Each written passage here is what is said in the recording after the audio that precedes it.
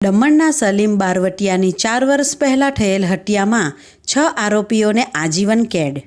વર્ષ 2020માં દમણના ખારીવાડમાં royal Suzuki બાઇકના શોરૂમમાં જમીન મામલે દમણ પાલિકાના માજી સભ્ય સલીમ મેમણ ઉર્ફે સલીમ બારવટિયા નામના શખ્સની હત્યા થઈ હતી.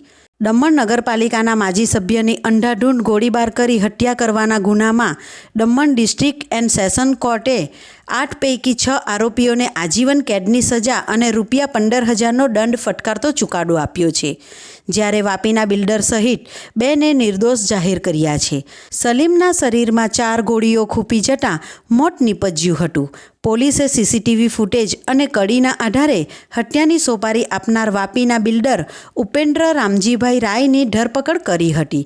બાદમાં પોલીસે શાર્પ શૂટર અને ગુનામાં સંડોવાયેલા અન્ય 7 આરોપીઓની ધરપકડ કરી હતી. પોલીસે તમામ આરોપીઓ સામે કોર્ટમાં ચાર્જશીટ પણ દાખલ કરી હતી.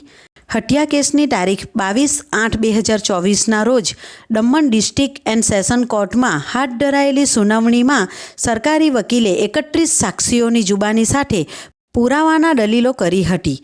કોર્ટે દલીલોને ગ્રાહ્ય રાખી 8 પૈકી 6 આરોપી જાવેદ મટીઉલ્લા ખાન ઉર્ફે સુલતાન, સંતોષ શ્યામનારાયણ દુબે ઉર્ફે પંડિત, મેહુલ રાજનેટ ઠાકુર, અબ્દુલ સજ્જાદ ખાન, જયરામ નામદેવ અને આરોપી નસરુદ્દીન શેખને દોષી ઠેરાવી આજીવન કેદની સજા અને ₹15,000નો દંડ ફટકારતો ચુકાદો આપ્યો છે, જ્યારે 2 આરોપી ઉપેન્દ્ર રાય અને હનીફ રાજુભાઈ અજમેરીને નિર્દોષ જાહેર કરાયા છે.